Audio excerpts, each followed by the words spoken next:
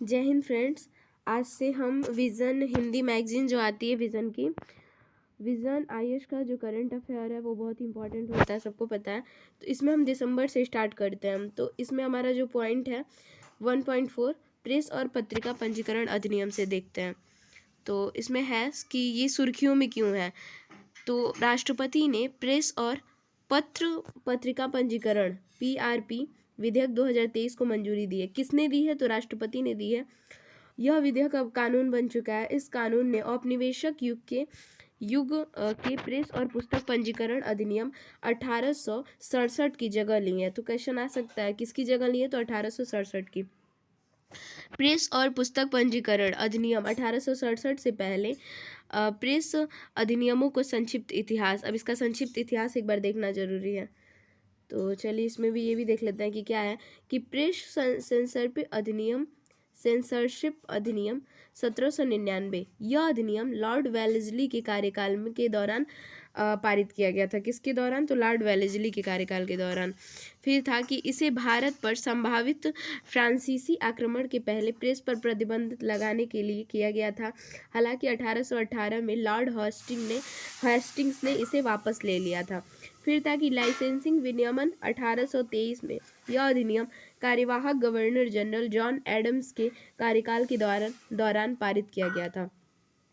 इस अध्यादेश में कठोर प्रावधान यह था कि कोई भी व्यक्ति बिना पंजीकरण के बिना प्रेस शुरू नहीं कर सकता है, इसका उपयोग जारी नहीं रख सकता है। इस अधिनियम के कारण राजा राम मोहन राय को अपने समाचार पत्र मीरात उल अखबार का प्रकाशन बंद करना पड़ा था। अब क्वेश्चन देखिए, यहाँ एक फैक्ट मिल गया कि मीरात उल अखबार का किससे संबंधित है? तो राजा राम मोहन राय का है।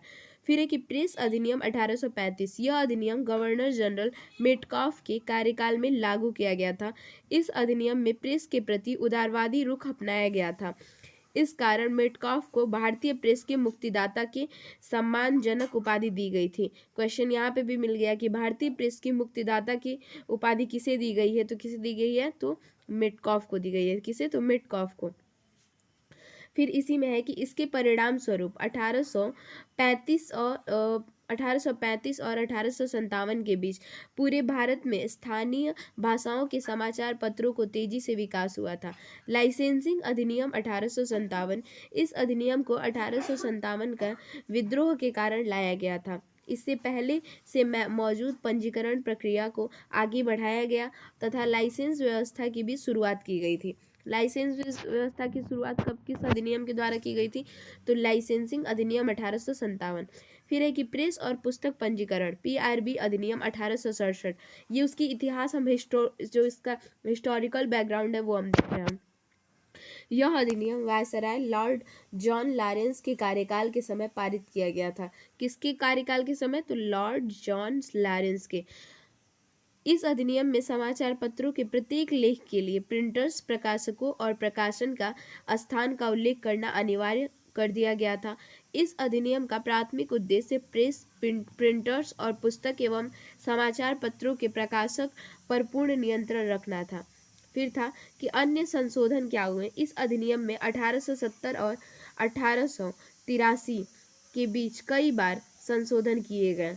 हालांकि ये संशोधन विशेष रूप से छोटे और मध्यम स्तर के प्रकाशकों के लिए प्रतिक्रियात्मक रूप में बोझिल व जटिल रहे हैं। अब देखिए, मुख्य प्रावधान दिया था कि पीआरबी अधिनियम 1867 और पीआरबी अधिनियम 2023 के मुख्य प्रावधानों में अंतर। पत्रिकाओं का पंजीकरण, इसमें क्या था कि पीआरबी अधिनियम जो 1867 था, इसमें ये पहले की बात में क्या है और अब में क्या है, तो ये डिफरेंट देखना है कि पहले क्या था कि इसमें समाचार पत्र, पत्रिकाओं और पुस्तकों के पंजीकरण से संबंधित प्रावधान था। अब इसमें क्या है कि जो इस बार आया है अधिनियम, जो चेंज हुआ है, उसमें क्या था 2023 वाले में कि इसमें पत्रिकाओं में किताबें और वैज्ञानिक और अकादमिक जर्नल्स शामिल नहीं है। ये किताबें अधिनियम के दायरे से बाहर हो गए हैं। विदेशी पत्रिकाओं में क्या है कि इसमें विदेशी पत्रिकाओं के पंजीकरण के लिए कोई प्रावधान नहीं है। जो 1867 का पीआरबी अधिनियम था उसमें था कि विदेशी पत्रिकाओं के पंजीकरण के लिए कोई प्रावधान नहीं है। अब क्या था कि कोई भी विदेशी पत्रिकाएं की प्रतिकृति भारत में केवल केंद्र सरकार की पूर्वानुमति से ही मुद्रित की जा सकती है। प्रतिकृति का अर्थ होता है मूल रचना की सटीक कॉपी। प्रतिकृति का क्या अर्थ होता है? तो प्रतिकृति का अर्थ होता है मूल रचना की सटीक कॉपी। बहुत इंपॉर्टेंट हमको ये लग रहा है क्योंकि वन लाइनर में आ जाता है। प्रिंटिंग प्रेस के लिए घोषणा, तो इसमें क्या था 1867 वाले में कि इसमें यह प्रावधान था कि मुद्रक प्रकाशक का वर्णन करने वाली जानकारी जो था वो डीएम को दी जानी चाहिए। डीएम यह जानकारी प्रेस रजिस्ट्रार को भेजेगा। जानकारी की प्राप्ति के बाद रजिस्ट्रार पंजीकरण का प्रमाण पत्र जारी करेगा। इस अधिनियम में किसी और इसमें 2023 में क्या था कि इस अधिनियम में किसी पत्रिका के प्रकाशक को प्रेस रजिस्टर जनरल और निर्दिष्ट स्थानीय प्राधिकरण को ऑनलाइन आवेदन के पंजीकरण प्रमाण पत्र प्राप्त करने का प्रावधान किया गया। नेक्स्ट था कि प्रिंटिंग प्रेस का पंजीकरण। इस अधिनियम में डीएम को प्रिंटिंग प्रेस के संचालन के बारे में जानकारी देना आवश्यक था। और 2023 में क्या है कि इस अधिनियम में प्रिंटिंग प्रेस के संबंधित जानकारी ऑनलाइन पोर्टल के माध्यम से देने का प्रावधान किया गया है। तो डिफरेंट देख ही सकते हैं आप।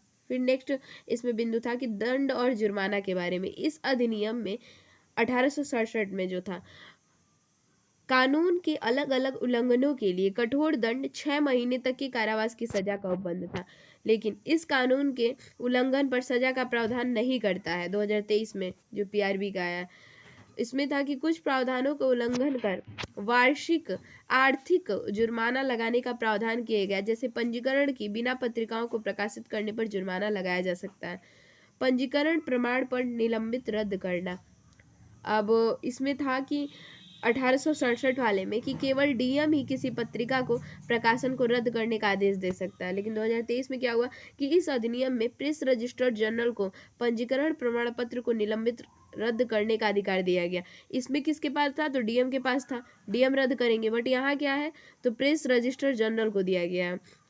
साथ ही जिस व्यक्ति को किसी आतंकवादी कृत्य या गैर कानूनी गतिविधि के लिए दोषी ठहराया गया हो, जिसने देश की सुरक्षा के खिलाफ कोई काम किया हो, उसे पत्रिका प्रकाशित करने की अनुमति नहीं दी जाएगी।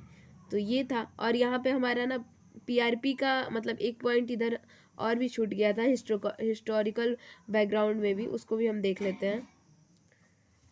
यहाँ पे था, हाँ देखिए ये कि नए कानून की आवश्यकता क्यों पड़ी, तो देख लेते हैं इसमें भी कि पुराने कानून में पंजीकरण करने की प्रक्रिया बोझिल और जटिल थी। पुराने कानून के कार्यान्वयन के स्तर पर देरी और अन्य कई बाधाएं मौजूद थी। पीआरबी कानून मीडिया के बदलते स्वरूप और गवर्नेंस के तरीके के अनुरूप नहीं था। पुराने कानून में शामिल दंड जुड़े प्रावधान पर पूरी तरह स्वतंत्र भारत और संविधान के मूल्य के अनुरूप नहीं थे। बाकी ये सारे पॉइंट हम लोगों ने कवर किए। अब हम देखेंगे इसमें कि पीआरपी मतलब ये जो कानून आया है, ठीक है, इससे हमारे लाभ क्या है। जो पीआरपी का अधिनियम 2023 आया, इससे लाभ क्या क्या हो सकते हैं। तो देखिए पहला पॉइंट है डिजिटलीकरण।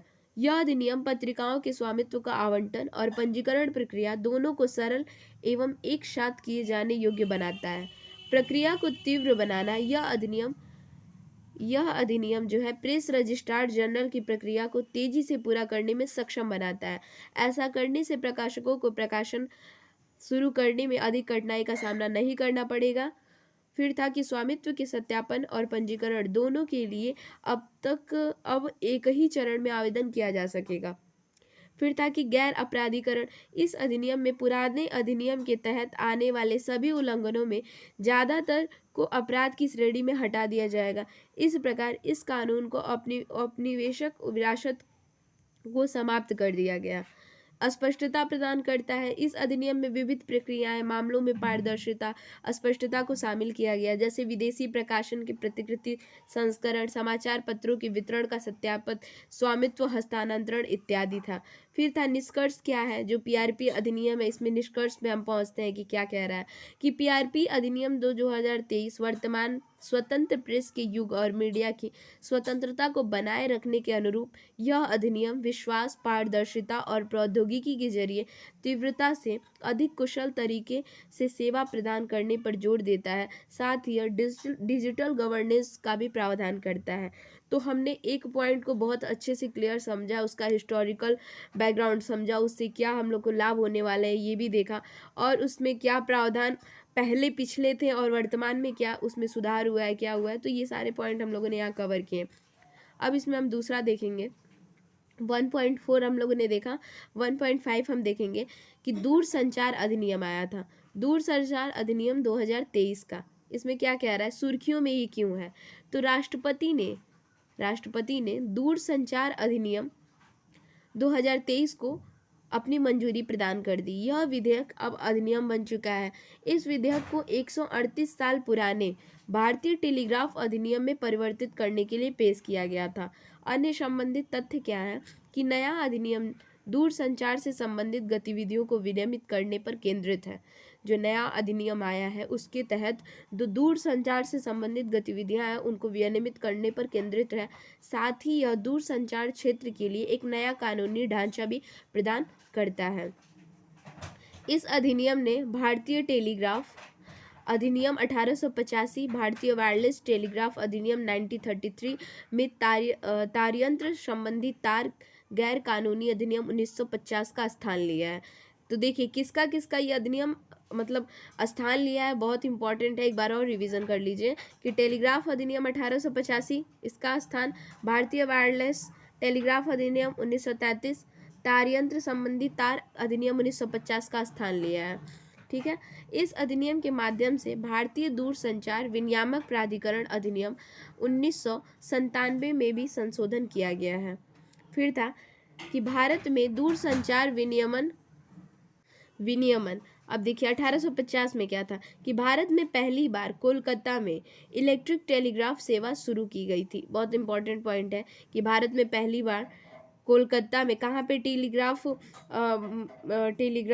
सेवा शुरू की गई थी, तो भारत में पहली बार कोलकाता में। और कब, तो 1850 में। तो इम्पोर्टेंट है 1885 में क्या हुआ कि भारतीय टेलीग्राफ अधिनियम 1885 दूरसंचार संबंधी विनियामकीय फ्रेमवर्क प्रदान करने वाला प्राथमिक कानून बन गया था। फिर है 1933 में Indian wireless telegraphy act 1933 wireless act बनाया गया। तो इन सब का जगह लिया है ना, इसलिए ये इम्पोर्टेंट है।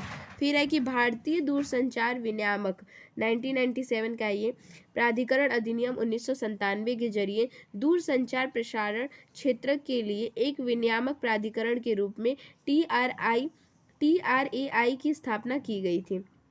फिर 2000 में क्या था कि साइबर डोमेन की लिए सूचना प्रौद्योगिकी अधिनियम 2000 बनाया गया था।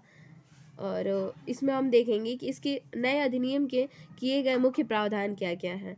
तो देखिए मुख्य प्रावधान में हम यहाँ से देख लेते हैं कि क्या क्या मुख्य प्रावधान है। कि जैसे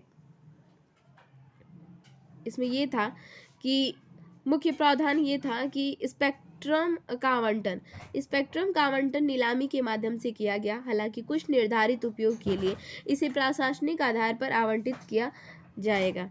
निर्धारित उद्देश्यों में शामिल है क्या, तो राष्ट्रीय सुरक्षा एवं रक्षा, आपदा प्रबंधन, मौसमी संबंधी पूर्वानुमान, परिवहन, उपग्रह सेवाएं और BSNL MTNL और सार्वजनिक प्रसारण सेवाएं। पहली बार सैटेलाइट ब्रॉडबैंड सेवाओं के लिए स्पेक्ट्रम का प्रशासनिक आवंटन किया जाएगा। यह आवंटन वैश्विक मानदंडों के अनुरूप होगा। फिर है TRAI की नियुक्तियां। यह अध्यक्ष व सदस्यों के लिए कुछ पात्रता मानदंडों को निर्धारित करने हेतु TRAI अधिनियम में संशोधन करता है।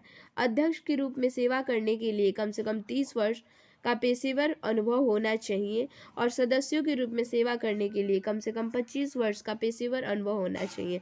मतलब अगर जो ये TRAI में अगर आपका नियुक्ति होता है तो उसमें आपकी क्या योग्यता रहनी चाहिए उसके बारे में ये 3 पॉइंट जरूर याद रखना है। ठीक है, अध्यक्ष अगर आपको बनना है तो कम से कम 30 वर्ष का पेशेवर अनुभव होना चाहिए, मतलब किसी को बनाया जा रहा है। सदस्य के लिए आपके पास 25 वर्ष का पेशेवर अनुभव होना चाहिए। और फिर था कि न्याय निर्णय की प्रक्रिया कि सिविल अपराधों के खिलाफ जांच करने के लिए एक न्याय निर्णय अधिकारी की नियुक्ति की जाएगी। अधिकारी संयुक्त सचिव और उससे ऊपर की रैंक का अधिकारी हो गया। न्याय निर्णय अधिकारी के आदेश के खिलाफ अपील 30 दिनों के भीतर पदनामित अपील समिति के समक्ष की जा सकती है। इस अधिनियम के प्राधिकार के किसी नियम व शर्तों का उल्लंघन के मामले में इस अपील समिति के आदेश के खिलाफ अपील 30 दिनों के भीतर दूरसंचार विवाद निपटान और अपीली प्राधिकरण के समक्ष की जा सकती है। तो ये था। फिर है उपयोगकर्ताओं की सुरक्षा। ये भी इम्पोर्टेंट था कि केंद्र सरकार उपयोगकर्ताओं की सुरक्षा के लिए विविध उपाय कर सकती है। उदाहरण के लिए विनिर्दिष्ट संदेश प्राप्त करने के लिए उपयोगकर्ताओं की पूर्व सहमति, डू नॉट डिस्टर्ब रजिस्टर तैयार करना, उपयोगकर्ताओं को मेलवेयर और विनिर्दिष्ट संदेशों को रिपोर्ट करना में सक्षम बनाना। राइट ऑफ वे ऐसी संस्था जो दूरसंचार संबंधी अवसंरचनाओं का निर्माण करती है, वे सार्वजनिक व निजी संपत्ति में राइट ऑफ वे की मांग कर सकती है। राइट ऑफ वे का आशय सार्वजनिक व निजी संपत्ति का उपयोग की सुविधा से है। फिर है अवरोधन। अवरोधन में देखेंगे कि कुछ निश्चित आधारों पर संदेशों को इंटरसेप्ट, मॉनिटर या ब्लॉक किया जा सकता है। इन आधारों में राष्ट्र की सुरक्षा, लोक व्यवस्था और अपराधों के उकसाए जाने से रोकना आदि शामिल है। फिर है दूरसंचार से संबंधित गतिविधियों के लिए अनुमति।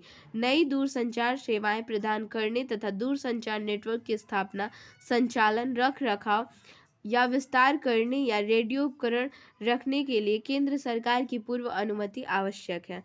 OTTS की विनियमन। इस अधिनियम के तहत OTT प्लेटफॉर्म को विनियमित नहीं किया जा सकता है। अन्य प्रावधान इसमें क्या है कि डिजिटल भारत नीति। इस अधिनियम के तहत सार्वभौमिक सेवा दायित्व निधि का नाम बदलकर डिजिटल भारत निधि कर दिया गया है। साथ ही दूरसंचार क्षेत्र में अनुसंधान और विकास के लिए इस निधि की अनुमति दी गई है। फिर है कि विश्वस्त स्रोत व्यवस्था। यह व्यवस्था 2020 में सीमा पर भारतीय चीन के सैनिकों के बीच झड़पों के बाद अस्तित्व में आई थी। इस व्यवस्था के तहत शत्रु देश से दूरसंचार उपकरणों के आयात को कानूनी रूप से प्रतिबंधित कर दिया गया था। अधिनियम से जुड़ी कुछ चिंताएं भी हैं, देखते हैं क्या क्या है कि निजता संबंधी मुद्दे, संदेशों पर पाबंदी और निगरानी की अनुमति देने संबंधी प्रावधान का दुरुपयोग किया जा सकता है। इसके कारण डेटा लीक जैसे मुद्दे उत्पन्न हो सकते हैं। इसके अलावा उपयोगकर्ताओं के लिए बायोमेट्रिक सत्यापन की आवश्यकता की अनुपातिक नहीं हो सकती है। परिणाम स्वरूप निजता के मौलिक अधिकार का उल्लंघन हो सकता है। फिर ताकि परिभाषाओं में अस्पष्टता का अभाव प्रदान की गई दूरसंचार सेवाओं की परिभाषा काफ़ी व्यापक है और इस कारण इनकी सहजता की व्याख्या की जा सकती है। इसकी वजह से इसके दायरे में व्हाट्सएप जैसे ऑनलाइन प्लेटफॉर्म भी आ सकते हैं। फिर था इसमें नेक्स्ट कि प्रत्योजित विश्वान। सरकार केवल एक अधिसूचना के माध्यम से इस अधिनियम की तीसरी अनुसूची में नए अपराधों को जोड़ सकती है, संशोधित कर सकती है या हटा सकती है। हालांकि इस प्रावधान पर एक विचार यह भी है कि ऐसे बदलाव केवल संसद के अधिनियम माध्यम से ही होने चाहिए। निष्कर्ष इसका हम देखते हैं क्या है कि यह अधिनियम दूरसंचार क्षेत्र में मौजूद कई समस्याओं का समाधान करने का प्रयास करता है, जैसे स्पेक्ट्रम आवंटन में जुड़े हुए मुद्दे आदि, दूरसंचार क्षेत्र की स्थिति और बेहतर बनाने एवं सेवा प्रदाताओं की आशंकाओं को दूर करने के लिए इस अधिनियम के कार्यान्वयन हेतु बहुहितधारक दृष्टिकोण अपनाया जाना चाहिए। तो हमने यहाँ पे 2 पॉइंट क्लियर किया। कौन कौन सा? एक हमारा 1.4 था और एक देखिए 1.5 दूरसंचार अधिनियम 2023, इसके बारे में हम लोगों ने समझा। और फिर था प्रेस व पत्र पत्रिकाएं पंजीकरण अधिनियम 2023। तो हम लोगों ने 2 पॉइंट को अच्छे से क्लियर किया। अब हम नेक्स्ट पॉइंट पे भी जाते हैं। 1.6 है। 1.6 में कौन सा है कि आर्टिकल्स 370 का निरसन, अनुच्छेद 370 का निरसन। इसके बारे में देखते हैं क्या है कि देखिए सुर्खियों में ये क्यों है। तो हाल ही में सुप्रीम कोर्ट की संविधान पीठ ने सर्वसम्मति से अनुच्छेद 370 को निरस्त करने के केंद्र सरकार के फैसले को बरकरार रखा है। गौरतलब यह है कि 2019 में केंद्र सरकार ने 370 के तहत जम्मू कश्मीर को विशेष दर्जे की स्थिति को समाप्त कर दिया। अन्य संबंधित तथ्य क्या हैं? तो 5 अगस्त 2019 को राष्ट्रपति ने संविधान जम्मू और कश्मीर पर लागू आदेश 2019 जारी किया था। इस आदेश में कहा गया कि भारतीय संविधान के प्रावधान बिना किसी अपवाद के जम्मू कश्मीर राज्य में भी लागू होंगे। इसका यह अर्थ हुआ कि जम्मू और कश्मीर के लिए अलग संविधान का आधार बनाने वाले सभी प्रावधान को निरस्त कर दिया गया है। इसके साथ ही अनुच्छेद 35A में स्वतः समाप्त हो गया था। इसके अलावा संसद ने जम्मू कश्मीर पुनर्गठन अधिनियम 2019 को भी पारित कर लागू किया था। इसके तहत जम्मू कश्मीर राज्य को निम्नलिखित 2 केंद्र शासित प्रदेशों में विभाजित कर दिया गया, जम्मू और कश्मीर वाला लद्दाख तथा लद्दाख। याचिकाकर्ताओं ने संघ की इस कार्रवाई की संवैधानिकता की सुप्रीम कोर्ट में चुनौती दी थी। सुप्रीम कोर्ट ने इस चुनौती को खारिज करते हुए आर्टिकल 370 को हटाने के राष्ट्रपति के संवैधानिक आदेश को वैध ठहराया। फिर था कि इसके बारे में एक ऐतिहासिक परिदृश्य इस काम देखेंगे कि इसका क्या एक हिस्टोरिकल बैकग्राउंड है आर्टिकल 370 का। तो देखिए, विलय पत्र में है कि अक्टूबर 1947 में जम्मू कश्मीर के अंतिम शासक महाराजा हरि सिंह ने LOA पर हस्ताक्षर किए थे। इस विलय पत्र के माध्यम से वह अपने राज्य को भारतीय राज्य क्षेत्र में शामिल करने के लिए सहमत हुए थे। जम्मू कश्मीर के लिए अस्थायी प्रावधान ये था कि भारत का संविधान 26 जनवरी 1950 को लागू हुआ था और आर्टिकल 370 को संविधान के भाग 21 में जोड़ा गया। भाग 21 का शीर्षक क्या था? तो अस्थायी संक्रमणकालीन और विशेष उपबंध। अनुच्छेद 370 था कि रक्षा, विदेश मामले, वित्त और संचार को छोड़कर अन्य सभी कानूनों को लागू करने के लिए संसद को राज्य सरकार की सहमति की आवश्यकता थी। इसके अलावा इसमें कहा गया कि आर्टिकल 1 जो भारत को राज्यों का संघ घोषित करता है, अनुच्छेद 370 को छोड़कर संविधान का कोई भी भाग जम्मू कश्मीर राज्य में लागू नहीं होगा। फिर था कि भारत का राष्ट्रपति संविधान के किसी भी प्रावधान को इस राज्य में संशोधन या अपवादों के साथ ही लागू कर सकता है। इसके अलावा यह भी अनिवार्य किया गया कि ऐसा कोई भी कार्य केवल राज्य सरकार के परामर्श से ही किया जा सकता है। फिर था कि आर्टिकल 370 अब तक संशोधित या निरस्त नहीं किया जा सकता है जब तक कि जम्मू और कश्मीर की संविधान सभा इस पर सहमति न दे। भारतीय संविधान का अनुच्छेद 35A यह अनुच्छेद 370 से ही उत्पन्न हुआ था। अनुच्छेद 35A में जम्मू कश्मीर राज्य की अस्थायी निवासियों तथा उनके विशेष अधिकारों, उन्हें मिलने वाली विशेष सुविधाओं का प्रावधान किया गया। फिर था कि सुप्रीम कोर्ट का और उसका औचित्य क्या था? कोई आंतरिक संप्रभुता नहीं। सुप्रीम कोर्ट ने माना कि 1947 में जम्मू कश्मीर के भारत में विलय के बाद इसकी स्वयं की कोई संप्रभुता नहीं रह गई। सुप्रीम कोर्ट ने अपना फैसला सुनाते हुए युवराज करण सिंह महाराजा हरि सिंह के उत्तराधिकारी की उद्घोषणा को प्रमुख आधार माना। इस उद्घोषणा में कहा गया था कि भारतीय संविधान के प्रावधान में जम्मू कश्मीर और भारतीय गणराज्य के बीच संबंधों को नियंत्रित करेंगे। क्या करेंगे? तो संबंधों को नियंत्रित करेंगे। भारतीय संविधान के अनुच्छेद 1 और 370 के अलावा कोर्ट ने जम्मू कश्मीर के संविधान की धारा 3 को भी हवाला दिया था। जम्मू कश्मीर के संविधान की धारा 3 में कहा गया था कि जम्मू कश्मीर भारतीय संघ का अभिन्न अंग और रहेगा। ठीक है।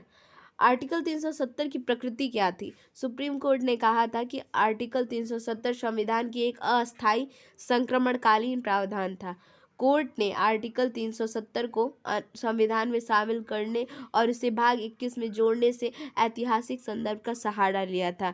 इस आधार पर ही सुप्रीम कोर्ट ने निष्कर्ष निकाला था कि यह एक अस्थायी प्रावधान है। कोर्ट ने माना कि जम्मू कश्मीर की संविधान सभा को भंग होना अनुच्छेद 370 को निरस्त करने की राष्ट्रपति की शक्तियां को समहित नहीं कर सकता है। राष्ट्रपति की उद्घोषणा को संवैधानिकता।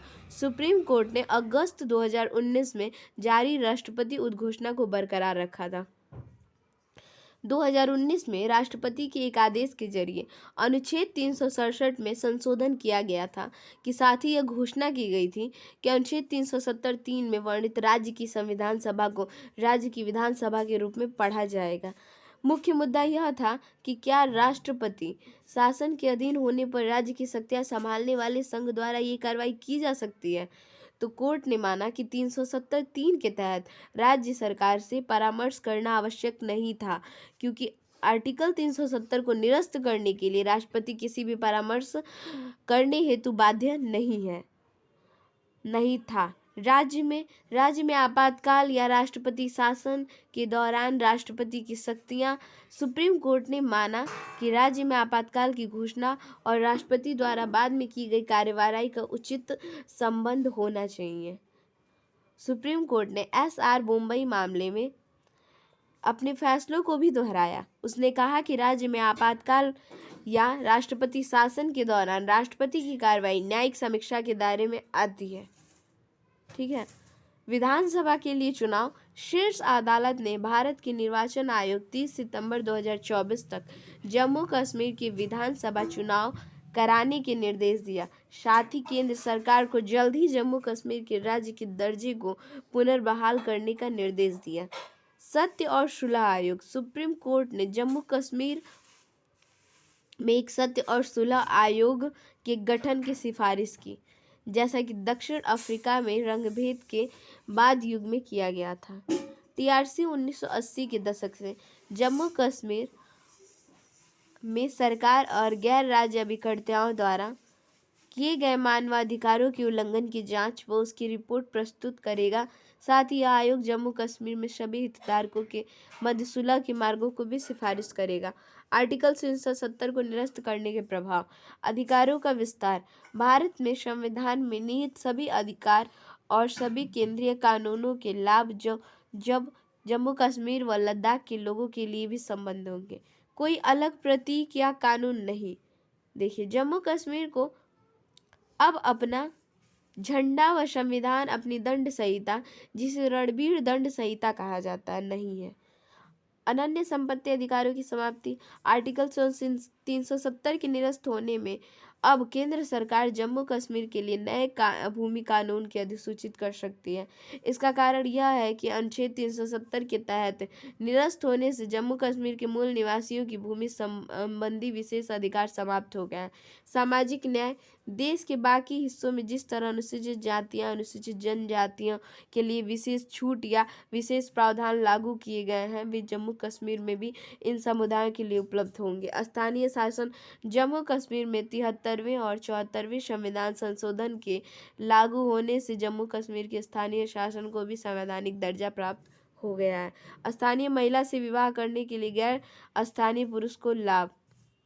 तो देखिए, आर्टिकल 370 के समाप्त होने के बाद जम्मू कश्मीर के स्थानीय महिलाओं से विवाह करने वाले गैर स्थानीय पुरुष जम्मू कश्मीर में अधिवास प्रमाण पत्र प्राप्त कर सकते हैं। निष्कर्ष पे आते हैं कि न्यायपालिका द्वारा अनुच्छेद 370 के निरसन के आदेश को बरकरार रखने के साथ जम्मू कश्मीर में आर्थिक विकास को बढ़ावा देने और जम्मू कश्मीर के लोगों को लोकतांत्रिक आकांक्षाओं को साकार करने के लिए जल्द ही वहाँ विधानसभा चुनाव कराना जरूरी हो गया है। तो इसमें हम लोगों ने 3 पॉइंट कवर किया है। अब नेक्स्ट पॉइंट नेक्स्ट वीडियो में कवर करेंगे। जय हिंद।